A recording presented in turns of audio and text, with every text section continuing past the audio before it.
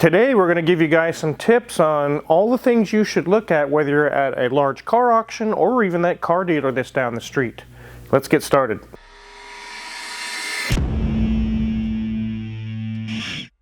Today's video we're going to go over a lot of things you really need to pay attention to, especially at an auction. It could be Mecum or Barrett Jackson or any of the large auction houses. We're not talking about the public auctions that a lot of cars get dumped into. We're talking about reputable auction houses. And there's so many cars that go so fast. So you really want to make sure you know what you're looking at before you raise your hand at an auction and bid on something, and now you have fulfilled the agreement that it's now your car and there's not much you can do about it. You want to check these things out beforehand. And again, these things can be used at a new car lot, used car lot, any of these car lots that you go to. These are some things you really should look at. In this video, we're going to show you some pictures and things where we just got back not too long ago from the Scottsdale Barrett Jackson auction. There were so many cars there. We met Hoovie there, hung out a little bit with him. No, I didn't buy anything while I was there. But while I was looking at all these cars, it just kind of came to me. It's like, I need to do a video for you guys to show you what I'm seeing, some of the things I'm seeing if I were bidding that would be, hell no, I'm not bidding on this car. And you guys need to keep your eyes out as well. At any auction, no matter who's running the auction, there is a big risk. You could raise your hand, win the auction, get it home and go, oh my God, I should have looked this thing over a little better. It's not the auction house's fault. It's yours. You should have really checked it over. Looked underneath, and again, we're going to show you a bunch of pictures today when we are auctioning some things that we found. There can be some really great buys, just like this 1934 Dodge sedan. It went for just $20,000. One thing I was seeing, no matter where you're buying cars today, is the really old 1920s and 30s cars are not bringing very good money anymore. We're kind of in a slump as far as the values of those cars. If you have one of these, you're thinking about selling it, you might hold on to it for a little while until values come back up, because I actually felt sad for a lot of cars that went across the block that should have brought 50, 80,000, selling for 20. It's just, again, that's not an issue with the auction house. That's the demand of the people that's buying it. It's not there. And some cars go for crazy money that really shouldn't have. Just like this 2012 Corvette, it went for $300,000. There was nothing special about it. It just had a stock 6.2 V8. There's no reason. It should have went for 30, 40, 50 range. But I think a couple of bidders that were maybe a little bit inebriated got into it and got emotionally involved. And that's where the trouble starts. And they bid the thing up kind of like what they call a pissing contest. 300 grand for a basic regular traffic C6 Corvette. That was crazy. Now on the second day that we were there was a 2023 Hennessy Venom. No, this is not one of those cars. It went for $2 million. Which is a good deal on an American hypercar, but that's if you have $2 million laying around. If you do, it actually was probably a pretty good deal. While we were there, we got to see a very famous person on the auction block. He brought a car in for charity. It was Mike Rowe from Dirty Jobs, and he had his Works Foundation kind of build a 1962 Dodge Power Wagon custom build. It went for $1.5 million. And all that money went to his charity and working to train skilled workers. We really need more mechanics, well-trained mechanics. It's actually getting kind of low as far as the pool of mechanics. And good on Mike Rowe for that. I was really happy to see that. The crowd cheered when it went for that much money, knowing that it all went to a good cause. So enough about the cars that are way off our radar. Let's take a look at some of the concerns we found and some of the cars at the auction. None of these items are really related to Barrett Jackson or any auction houses. It's just things you need to look out for no matter where you're looking at cars. First thing I always notice is the exterior. Take a real good look around the exterior of the vehicle. Are the panels lined up? Are there any strange gaps? And no, I'm not talking about this Jag, but this Jag. Take a look how uneven the lines are on it. How's the paint? On this old orange truck, it might be okay to have a few flaws. No, not the red truck. The orange one you just saw in the picture. Now, take a look on this nice Mercedes. There is some discoloration below the keyhole. It's a minor problem, but it's still there. Can you imagine that you really didn't look the car over as good as you should have? You win the bid. It's your car now, and you get it home and you're looking, you're like, oh my God, there's this huge discoloration. I didn't see that. You really need to take a look. But on this 78 AMC Gremlin, it went for $15,000. It had a chunk of the grill missing and a gouge in the top of the fender. That's just not something you can cover with touch-up paint. Next, you really need to check out the suspension, especially on vehicles with air suspension. Check out the lean on this Maybach. There is a literal 3-finger gap on the passenger side, but only a 1-finger gap on the driver's side. That's going to be a pricey repair to the person who wins that auction, trying to figure out where the leak is and why it's leaning. Check out the window gaps. Are they fully closed? Do they track correctly? This vintage Mercedes window covers up part of the back windows. You really need to check for signs of damage. There are so many cars at any auction, or especially a used car lot, where they definitely could be trying to hide something. They're not going to inspect every single vehicle at an auction. There's just no time. You need to inspect them. You need to check them out. This BMW has damage on the exterior and the interior. The next thing is modified cars. People have taken a stock vehicle that was in good shape and they changed things up and added different fuel systems, different ignition systems, different ECMs. Does the car have parts added that might add or lower the value? It can go either way. These long horns on this 71 Cadillac Sedan DeVille might have hurt the value a little bit when it sold for $6,800. Maybe not if you're Boss Hogg from the Dukes of Hazzard though. Some vehicles you expect, kind of like this one, to have modifications to it. That's kind of the name of the game on some of these cars. But this lift kit on this 2002 Pontiac Aztek actually helped to double the value of this crossover when it sold for $5,750. Most of those usually sell for $2,000 or $3,000.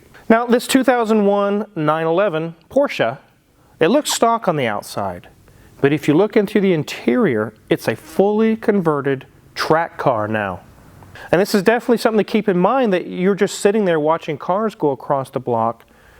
Maybe you didn't check on the car, you just see it there and you're like, I gotta have that car.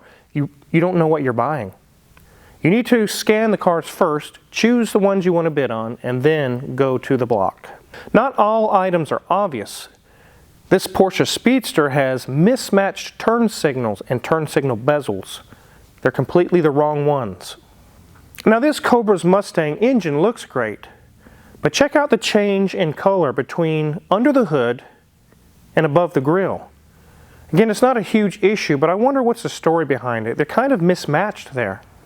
And there are some things that are probably not should have been done to the vehicle that can severely detract from the value, because you've taken a vehicle that can apply and appeal to a broad range of people, and now you've changed it in a manner that it only focused into a small group of people. Your pool of buyers are now not 500,000 people, it's 500 people.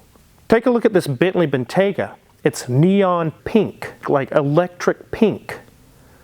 Who does that beside Barbie? How many people would want to buy that? The pool is drastically shrunk. But it could be a good buy for you at the auction because the pool is so small, you won't be bidding against many other people. You may actually get a good deal on it if that's what you're looking for. This was one of the most interesting things that I saw at the auction. The sheet says it's a 57 Chevy chassis, and that's literally all it is. There's nothing there but just the chassis and a kind of a powertrain. It's missing the spark plug wires, the brakes, the battery, the stuff that makes a car. It's just a rolling chassis. The car is gone. I guess you could use it to build on, but it was kind of strange to see. Now let's check out the engine bay. This looks like a clean build, but what all did they do? Will the AC work in this new setup? This looks like another nice build, but you really never know what was done and how qualified of a mechanic performed the work. It's a risk you as the buyer will have to take. Most of the time you won't be allowed to start the car, let alone drive it. But you can check it out running and driving when they take it to the block. Unfortunately, some cars don't even make it that far. Hey look, there's Tyler in the background. One thing we noticed when we walked around the auction grounds is there was a ton of the same model of car, like entire rows of the same model. So if you're interested in a specific car, check the auction listing to see how many of that model they have listed for sale. There may be 30 or 40 of them. Kind of like here where there were 6 Hummer H2s in just one tent at this auction. There were more in other tents as well. There was tons of these things, H2s out there, a lot of them. If you were wanting a Corvette, this Barrett Jackson had a Corvette collector selling several of his cars. One that was a $300,000 C6 I just mentioned earlier, and there were several in this picture that it had under 100 miles, and you had the choice of an entire rainbow of colors. I do caution any super low mileage car. Unless it's just going to be a garage queen and never driven, you're probably going to be okay. But what will happen when you start driving this 06 Corvette with only 12 miles on it? A 19-year-old car that's never had the engine even broken in yet. Now, what auction wouldn't be complete without the oddities? They had a Citroen ID, and it was in sad shape really. The paint had seen better days, but it sold still for $10,000. How about a DeLorean time machine replica? Or a replica 76 Pacer from Wayne's World?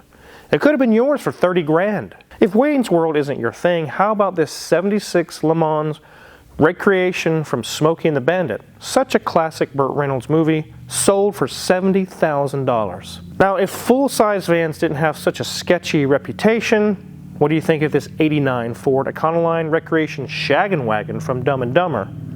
I don't even know how you would care for this thing. You'd wash it or vacuum it, but either way, it sold for $28,000. And the last one, back to the Stone Age. There's a 1994 golf cart under the body of this Flintstones car. I think the body off for most trucks today is crazy. Imagine trying to work on this thing. You have to take the body off. Can you put it on a lift? Maybe a forklift? There were hundreds and hundreds of cars at this auction. It took us hours just to see them all. There were tons of them that we loved, and there were also many that made us scratch our heads like, why is this here? And what was Tyler doing during all of our car explorations? He was filming for the History Channel. We really only got to see him in April for just a few minutes one day. He was so busy for hours on end. So anyways, I wanted to do a video for you guys. While we were there, it came to mind, you really need to pay attention to these cars. They're there for you to look at and ooh and ah over, but they're also on display for your inspection, which means you actually need to do it. I don't think you can go opening doors and doing things and messing with the cars, but at least look inside, look around it, look underneath it. Really pay attention to a lot of things we showed you in this video. It can help you save from a major headache of winning an auction on a car you really wish you never did. Kind of like lately how Hoovie has had some trouble with auction cars here that really are breaking the bank for him. They're way worse than advertised, and there was so much wrong with these cars. You can really save some headaches by spending some time searching around them. If you're curious what kind of tools we use to fix some auction cars, check our Amazon affiliates link in the description below. A lot of the tools we use in the shop are for sale there. If you purchase any of them, we get a small cut and really appreciate it. And make sure to hit the subscribe button because we have many more informative videos for you guys that help you guys out coming down the pike. Thanks for watching.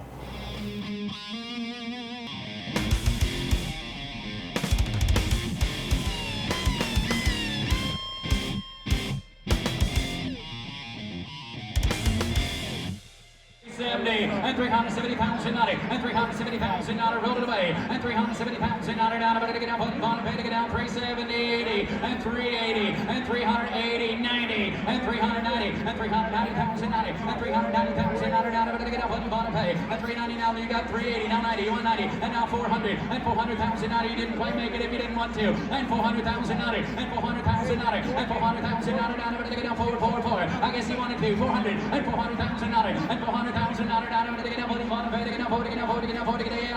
down, 95, and now 4, and 400, and 400, and 400 pounds in 90, and 400 pounds in 90, and 400 pounds in 90, down, to get down, yes or no here, and 400 is bid, and 425, and 425, and 425, 5, 0, 3, and 0, down, and now, hey!